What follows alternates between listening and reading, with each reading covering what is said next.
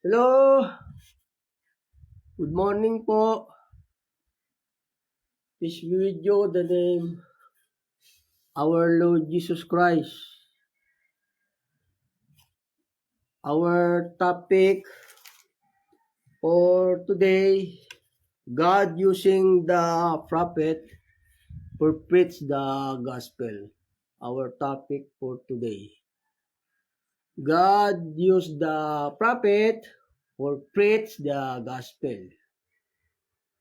Our topic for today.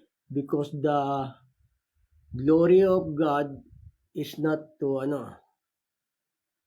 is greater than the not a sin about the glory of God, any person, any people, because glory of God is the greater than the sun. So not to sin personal the God to preach and talk to speak the people, not to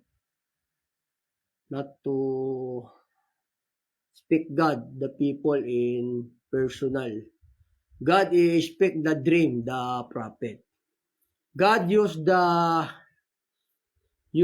prophet for the preach the gospel. Because God is greater glory than the sun. This is our topic. Not to sin God for the preach, because you sin and hear the voice of God, you going to death according the Holy Scripture. Because God is glory is greater of the sun. Kaya hindi po pwedeng makita ang Diyos, ganon. Kaya gumagamit po ang Diyos ng mga propeta for the preach the gospel. Ganun po. Hindi kasi pwedeng makita ang Diyos para magsalita sa tao at saka marinig yung kanyang tinig ng personal. Kasi yung glory niya, yung kaluwalhatian niya, mas maliwanag pa sa araw. At saka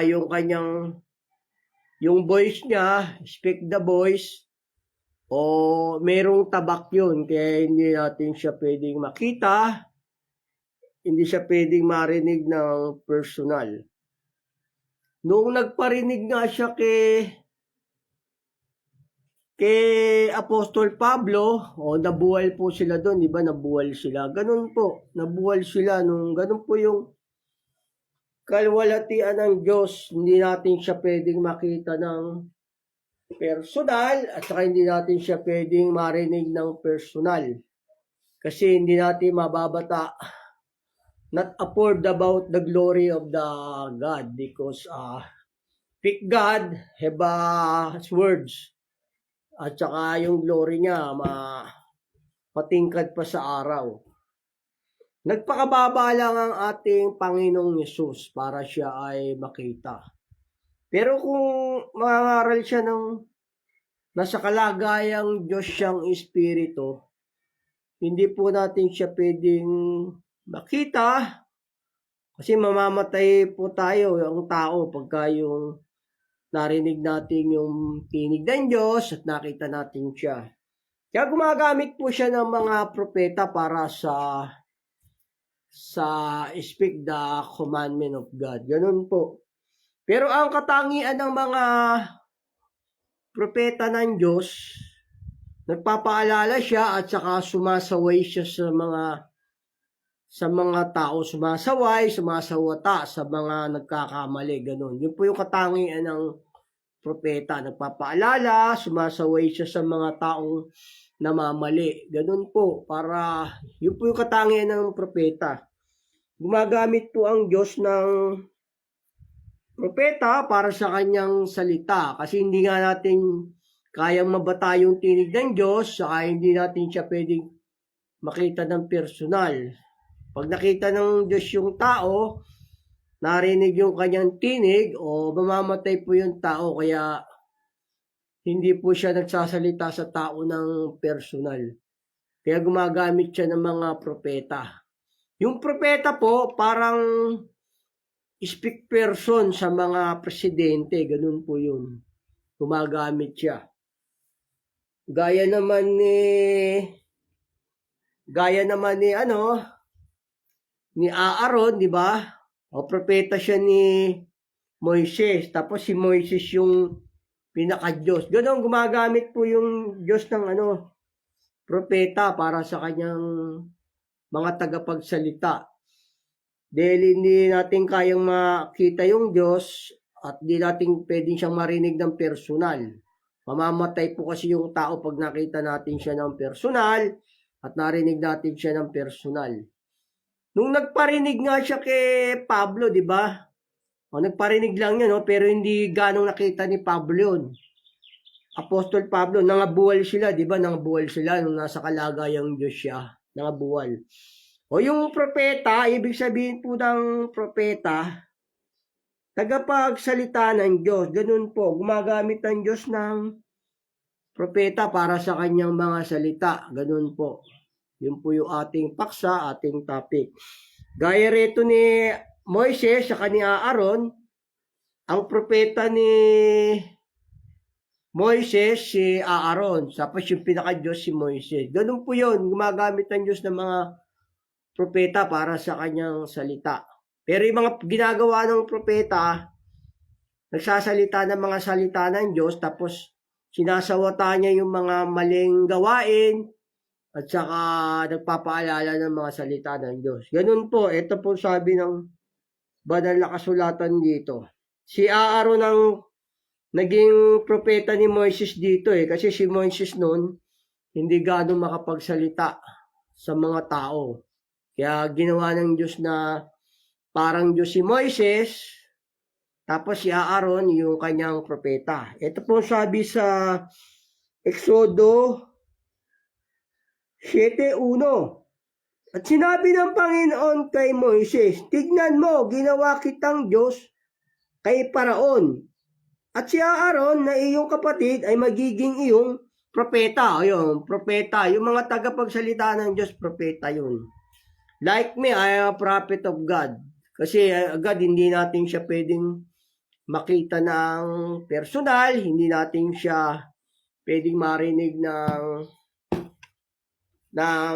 personal. Kasi mamatay po yung tao pagka yung nakita siya. Ganon. Ito sabi ng banal na kasulatan dito. Yung nagparinig nga lang siya kay Pablo, di ba? Nangabuwal sila doon. O, nung nasa kalagayang Diyos na yung Panginoong Hesus, nung nagbalik na siya sa langit. Ganon. Ganon po. Kaya hindi po natin siya pwede makita ng personal at marinig ng personal.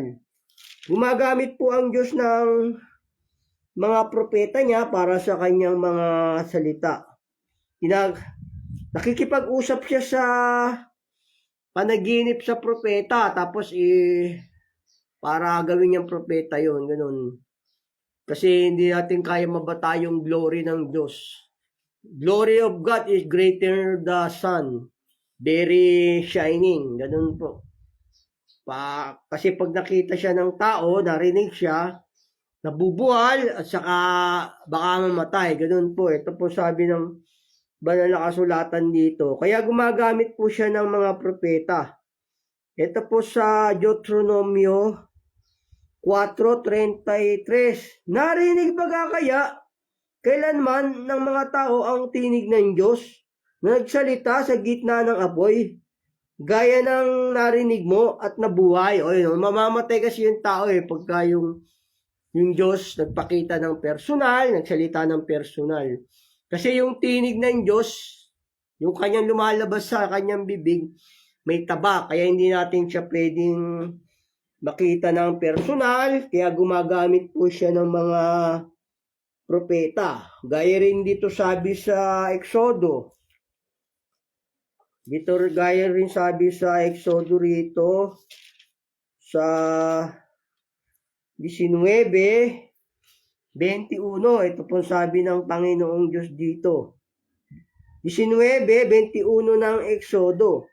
At sinabi ng Panginoon kay Moises, bumaba ka, pagbilinan mo ang bayan, baka sila'y lumagpas upang makita ang Panginoon at mamatay ang karamihan sa kanila. O yun, baka mamatay yung sila pag nagsalita, makita yung Diyos. Ganun po. Kaya hindi natin siya pwede makita ng personal dahil matindi po yung glory ng Diyos. Ganun po. Kaya gumagamit siya ng mga propeta para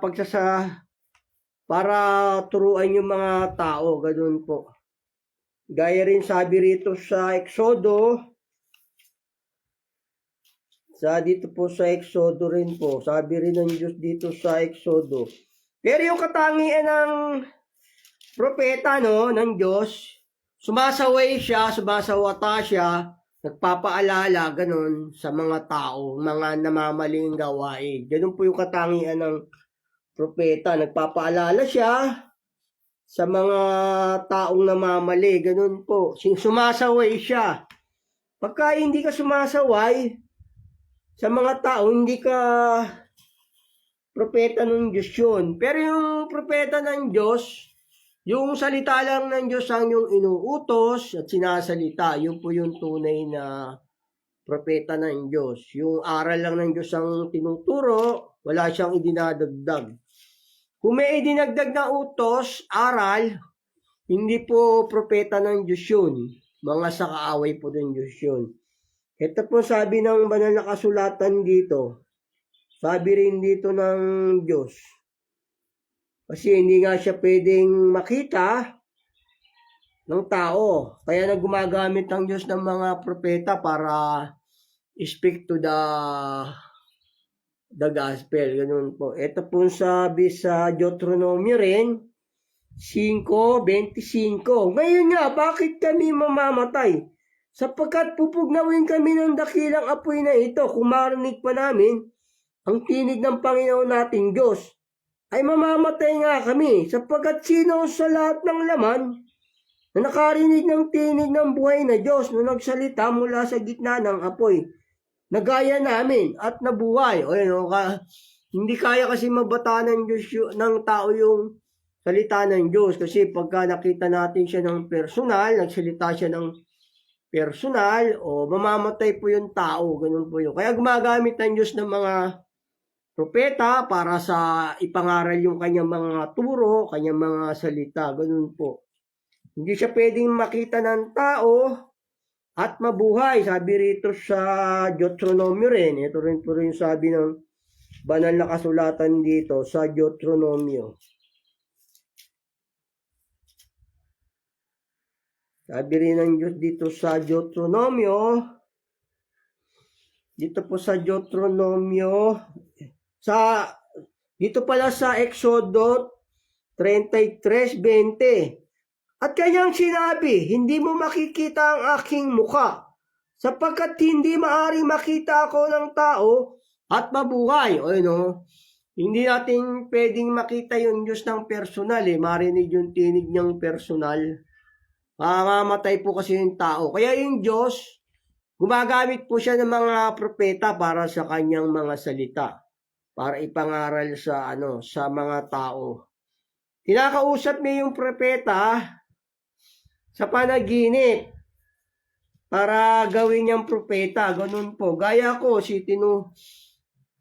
kinausap ako ng Diyos sa panaginip. Sabi niya, magturo ako ng kanyang salita. Ganun po. Kaya nagtuturo ako dito sa social media. O para kayo naman mga natututo, kayo naman din magturo sa iba. Ganun po yun. Kasi hindi ko po kayo kayang hawakan lahat, buong mundo. Hawakan ko. Yung mga natututo na lang dyan, sila naman magpa-transfer po sa iba. Ganun po yun. Gaya ni Moises, di ba? Tinuruan yung nakakaalam ng utos. O para yung mga tinuruan ni Moises, sila naman nagtuturo sa iba. Ganun po yun. Ganun po yung mga propeta ng Diyos. Yung may natuto, kailangan magturo na rin sa iba. Ganun po. Pero ako yung nagdi-distribute na mga aral ng Diyos, kasi sinugo ako ng Diyos para turuan kayo, sabi, kasi maraming mga bulaan pong propeta. Hindi natin kayang mabata yung salita ng Diyos. Nung bumalik siya sa kalagayang ng pagka-Diyos o nagsalita siya kay Pablo, o di ba nabuhal sila, hindi na nga kasi, pero malayo ang Panginoong Hesus noon nasa langit pa yon. Nung nagsalita siya kay Pablo, nabuhal sila. Ganon, hindi natin kayang mabata yung mga salita ng Diyos, hindi natin makakaya. Kasi pag nagsalita siya ng personal, nakita natin siya ng personal, maaring mabuhal tayo, ganun po, hindi natin kaya. Ganun po yung kanyang kapangyarihan ng Diyos. Kita nyo to, nasa langit pa ang Diyos dito, no? Ang Panginoong Yesus, nagsalita siya kay Pablo, nabuhal sila. Oh. Ganun po yung glory ng ating Panginoong Diyos, ng Panginoong Yesus na mag-ama. Pareho lang naman ang kalwalatian ng ama at saka ng anak. O, nabuhal sila rito nung nagsalita yung Panginoong Yesus sa langit, nasa langit pa yan, oh.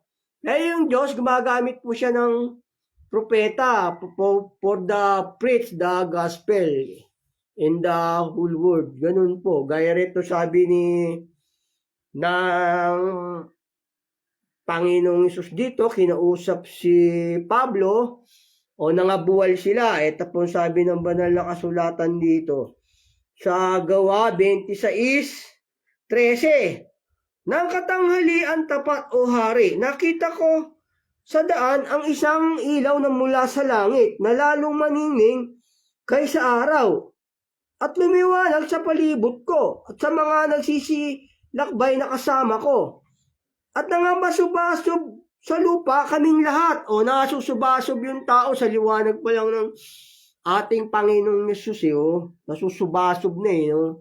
Kaya hindi siya pwedeng makita ng tao yung mag-i-speak the personal to teach the gospel. Hindi po. Hindi mababata ng tao yung Tanyo to, liwanag lang. Yung shine lang ng kaningningan lang ng Diyos yung nakita ni Pablo sa Panginoong Yesus. Ito, nabuhal sila. Ganun po, kaya ang Diyos, gumagamit po siya ng propeta para sa kanyang mga salita sa pagtuturo. Ganun po. Babasahin ko sa inyo muli rito, nabubuhal yung mga tao sa liwanag pa lang ng reflection ng kaningningan ng Panginoong Yesus. Ganun po yung kalwalatian niya, hindi po kayang mabata hindi kaya mabata ng tao. Kaya lang nakabangon si Pablo rito, kaya sila nakabangon, pinabangon siya rin ng Panginoong Yesus, ginamitan din ng Panginoong Yesus ng kapangyarihan, kaya nakabangon sila. Ito, basahin ko sa inyo muli, tapos papatuloy ko. Nang katanghaliang tapat, o hari, ay nakita ko sa daan ang isang ilaw mula sa langit, na lalong maningning kaysa araw, at liwanag sa palibot ko at sa mga nagsisipaglakbay na kasama ko. At nang nangapasubasob sa lupa kaming lahat, nangabuhal sila, kaya hindi kaya ng tao yung shine ng Diyos, yung glory. Pagka naliwanagan ka ng glory ng Panginoong Diyos, Panginoong Yesus, mabubuhal ka, liwanag pa lang niya, ganun. Tapos yung kaya ganun po, gumagamit siya ng mga propeta. Ay narinig ko isang tinig na nagsasalita sa akin sa wikang Hebreo. Saulo, Saulo, bakit mo ako pinag-uusig? Mahirap sa iyo ang sumikat sa mga matulis. At sinabi ko, sino ka baga, Panginoon? At sinabi ng Panginoon, ako'y si Jesus na iyong pinag-uusig. Tatapat magbangon ka at ikaw ay tumindig sa iyong mga paa. Sapagkat dahil dito, nagpakita ako sa iyo upang ilal kitang ministro at mga saksi din naman ng mga bagay na nakita mo sa akin at ng mga bagay na pagpapakitaan ko sa iyo. Ginamitan lang ng kapangyarihan ng Panginoong Yesus kaya nakabangon sila Pablo. Pero ang Diyos kasi nasa langit, yung shine niya lang, yung kaningningan niya lang, yung glory, hindi na mabata ng tao. Kaya yung Panginoong Diyos, Panginoong Yesus, yung Ama, gumagamit po siya ng propeta para sa speak to teach the gospel. Ganun po, gumagamit siya. Pero yung mga propeta ng Diyos, sumasaway yun sa mga maling gawain, sumasawata siya, nagpapaalala siya, ganun po. Pero yung pinaalala niya, mga salita lang ng Diyos.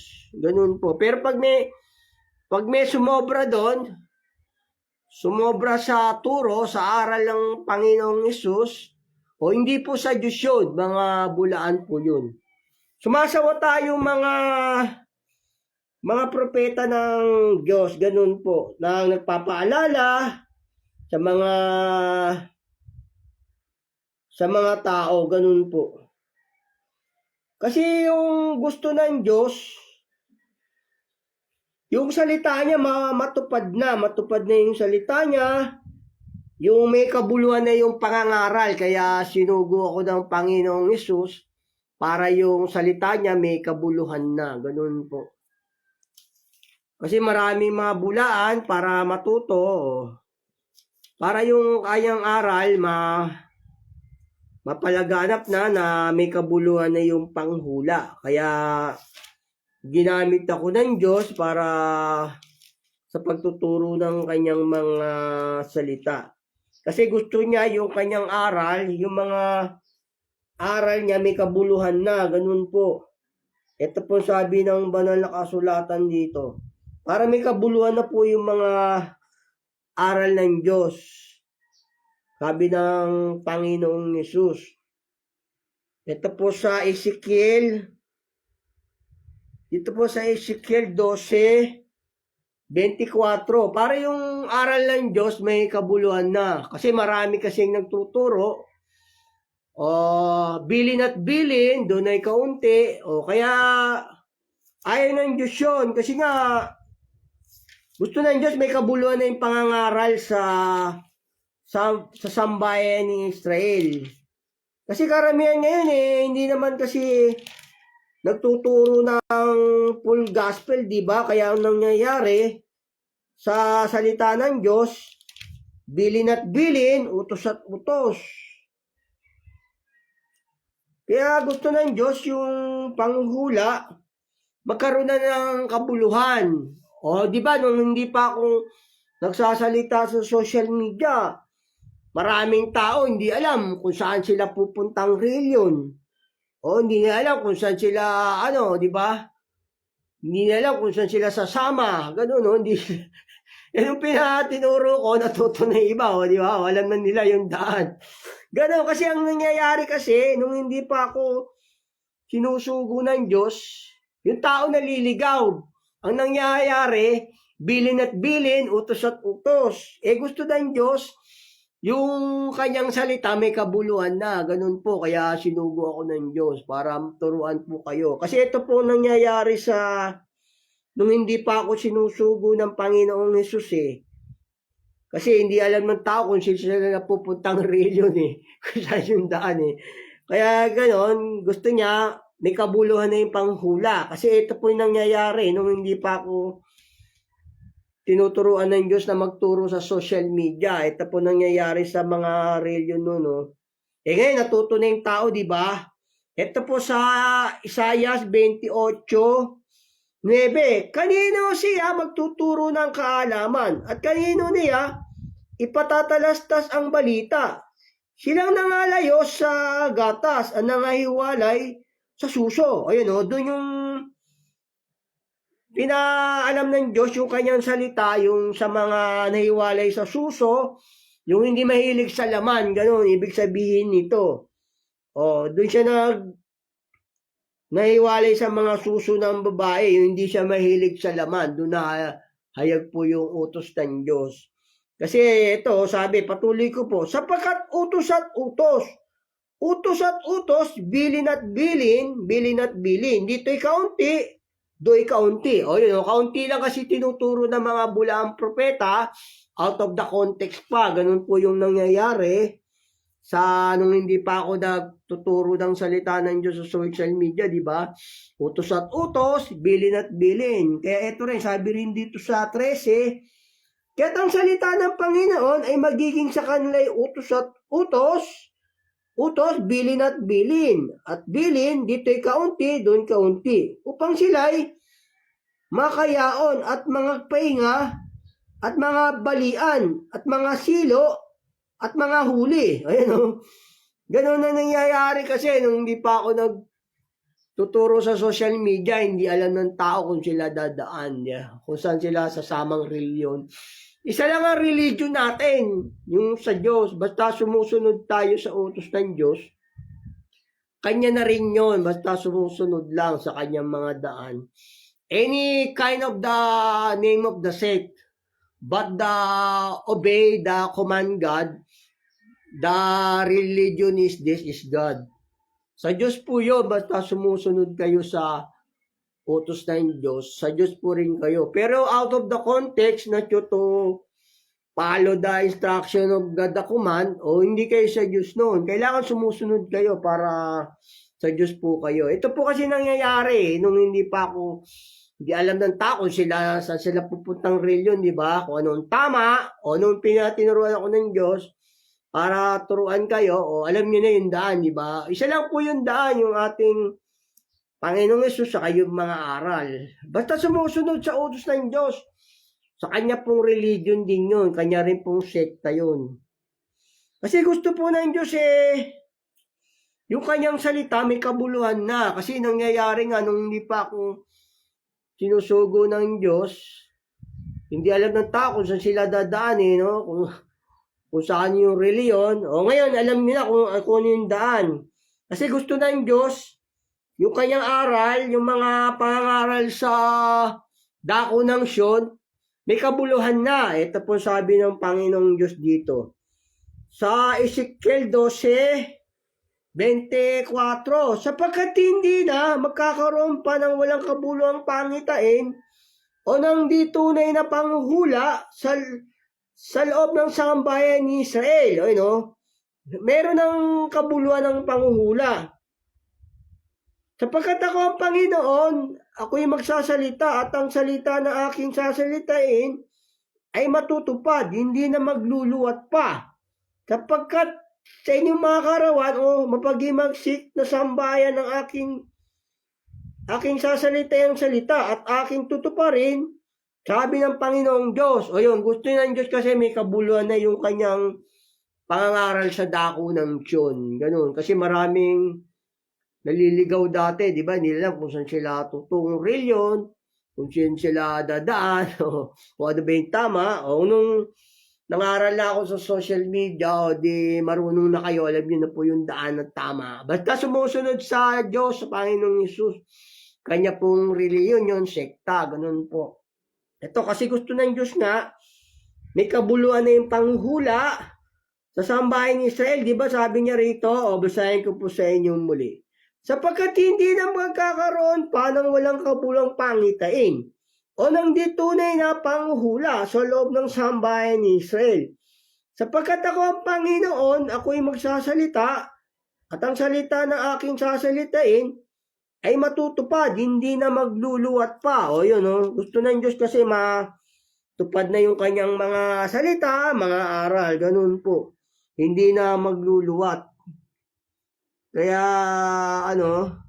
may kabuluhan na. Gaya rin sabi niya rin dito ng Panginoong Yesus dito, ng Diyos, dito sa Ezekiel 13:23. Kahit hindi na kayo makita ng walang kabuluhang pangitain o panghuhula man ng mga panghuhula. At aking ililigtas ang aking bayan mula sa inyong kamay at inyong malalaman na ako ang Panginoon. O maraming simbolahan para hindi na maligaw yung mga tupa ng Diyos.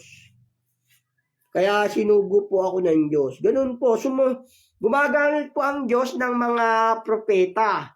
Pero yung katangian ng mga propeta, yung aral lang ng Diyos ang tinuturo, sinasalita. Pero pag kami lumagpas doon sa aral, humigit sa utos, hindi po propeta ng Diyos yun, yung out of the context, hindi po yun.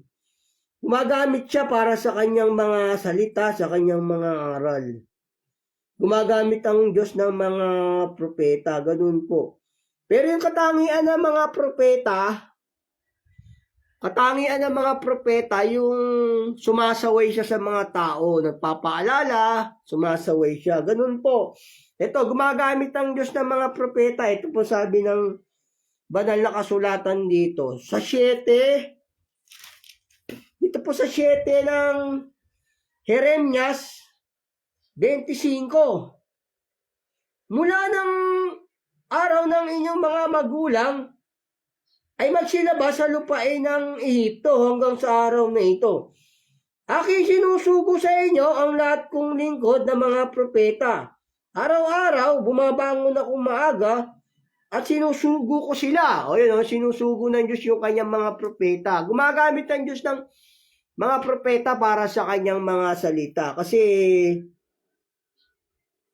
hindi siya pwedeng makita ng tao at mabuhay. Kaya gumagamit ang Diyos ng mga propeta para sa kanyang mga salita. Gaya rin sabi rito sa 29, 19 ng Jeremias. Gaya rin sabi niya rin dito sa Jeremias 29, 19. Sapagkat hindi na sila nakinig sa aking salita, sabi ng Panginoon, na aking pinasugong aking mga propeta na ako'y bumabangong maaga at sinugo ko sila. Ngunit hindi ninyo dininig sila, sabi ng Panginoon. Ngayon, gumagamit ang Diyos ng mga propeta para sa kanyang mga salita. Ganun. Para sa salita ng Diyos. Gumagamit siya ng mga salita, mga talinghaga, ganun. Para sa kanyang mga aral, sa kanyang mga utos. Kasi hindi natin kayang mabata yung tinig ng ating Panginoong Diyos, ng Panginoong Hesus sa personal. Mamamatay po kasi yung tao pagka yung narinig yung kanyang boses, yung kanyang tinig. Kasi ang tinig ng Diyos, parang bato, pamukpok, sabi rito sa banal na kasulatan. Kaya gumagamit ang Diyos ng mga propeta para sa kanyang mga salita. Kasi yung salita niya parang apoy yun, pamukpok. Mamamatay yung tao, kaya gumagamit siya. Ito sabi ng Diyos dito, hindi kaya, yung salita kasi ng Diyos, merong dalawang tabak yun, may talim. Kaya hindi siya nagsasalita ng personal. Ganun po. Ito sabi ng banal na kasulatan. Gumagamit siya ng mga propeta. Kasi yung salita ng Diyos ganito, sabi rito sa Jeremias 23, 29. Hindi baga ang aking salita ay parang apoy? O, tanyo, parang apoy yung salita ng Diyos, sabi ng Panginoon, at parang pamukpok na dumudurog ng bato. O yun, hindi natin siya kayang mabata yung salita ng Diyos ng personal. Kaya nagsasalita ang Diyos sa pamamagitan ng kanyang mga propeta. Kasi yung salita parang apoy, parang pamukpok na dumudurog ng bato. Kaya gumagamit ng Diyos ng mga propeta para sa kanyang mga aral na salita. O basahin ko sa inyo muli.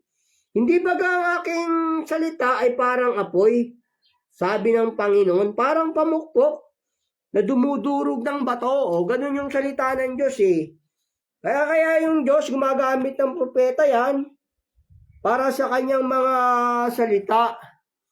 Gumagamit siya. Kasi hindi natin mababata yung tinig ng Diyos, hindi natin kaya yung glory niya. Kita nyo kasi Pablo yung shine lang ng liwanag lang ng ating Panginoong Hesus nabuwal sila nung, di ba, kasi yung nasa langit ang Panginoong Hesus, bumalik na siya sa kalagayang Diyos. Ganun po. Kaya gumagamit siya ng mga propeta. Kasi yung tinig ng Diyos parang apoy, parang pamukpok na tumudurog ng bato, di ba sabi? O gaya rin dito, sabi sa mga awit 29:3, ang tinig ng Panginoon ay nasa ibabaw ng tubig. Ang Diyos ng kalwalhatian ay kumulog sa mga kutit bagay, ang Panginoon sa ibabaw ng maraming tubig. Ang tinig ng Panginoon ay makapangyarihan. Ang tinig ng Panginoon ay puspos ng kamahalan. Ang tinig ng Panginoon ay bumabali ng sedro. Oo, pinagpuputol ng Panginoon ang mga sedro sa Libano. O, kasi nga, napuputol yung mga Cedro doon, Kanya namang pinalulukso na gaya ng guya ang Libano at Sirion na gaya ng mailap na guyang baka. Humahawi ng liyab ng apoy ang tinig ng Panginoon. Kita yung mga tinig niya, humahawi ng liyab na apoy. Kaya yung Diyos, hindi po siya nag-i-speak direct to the people. Ganun po, gumagamit siya ng mga propeta para sa kanyang mga aral, sa kanyang mga salita. Pero yung mga propeta ng Diyos, tagasaway siya sa mga namamali. Sinasaway niya yung mga tao, yung mga namamali. Ito po sabi ng banal na kasulatan dito. Sinasaway niya may kabagsikan, sabi rito ng Panginoong Diyos dito. Dito sa Tito, tagasaway yung mga propeta ng Diyos. Tagasaway, tagapagpapaalala. Ito po sabi ng banal na kasulatan dito. Sinasaway niya yung mga tao. Ito po, yun po yung katangian ng propeta. Tagasaway, tagapagpaalala. Ganun po. Yung nga lang, yung katangian niya, tagasaway, tagapagpaalala, tapos yung salita lang ng Diyos, ang inuutos, tinuturo. Ito sabi ng banal na kasulatan dito. Sa Tito 1:12, sinabi ng isa sa kanila rin, ng isang propetang sarili nila. Ang mga taga-Kreta, kailan pa man ay mga sinungaling, masamang hayop, matatakaw, na mga tamad. Ang patutuong ito ay tunay dahil dito'y sawayin mo may kabagsikan sila. Tagasaway yung mga propeta. Sasawayin na may kabagsikan, sabi rito. Upang magpagaling sa pananampalataya.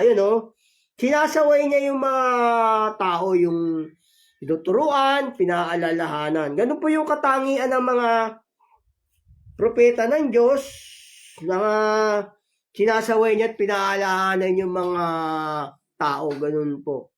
Para yun po yung tunay na propeta. Tapos aral lang ng Diyos yung inuutos, sinasalita. Gaya rin dito sabi rito sa Timoteo, sa unang Timoteo 5:20, na silang mga nagkakasala ay palalahanan mo sa harapan ng lahat upang ang iba na may mga takot. Pinagpapaalala siya sa mga tao para matakot, hindi magkasala. Ganun po yung katangian ng mga propeta. Gaya rin sabi rito sa ikalawang Timoteo 22:23. Ito po sabi. Dito po sabi, ikalawang Timoteo 2:23. Ngunit tanggihan mo ang usapang walang kabuluhan at hangal. Yamang nalalaman mo na namumunga ng mga pagtatalo. Ang alipin ng Panginoon ay hindi nararapat makipagtalo, kundi maamo sa lahat, sapat na makapagturo, matiisin. Nasaway may kamuan ang nagsisalangsang. Sinasaway niya yung katangian ng propeta po. Saway na may kamuan ang mga nagsisalangsang. Baka sakaling sila ipagkalooban ng Diyos ng pagsisisi sa ikaalam ng katotohanan. Yung mga katangian po ng propeta, sumasaway siya sa pintuang bayan, sa mga sekta po. Yun po yung katangian ng mga propeta po. Kailangan salita lang ng Diyos ang yung inuutos at pinagsasaway niya. Ganun po. Gaya ng Panginoong Hesus, di ba?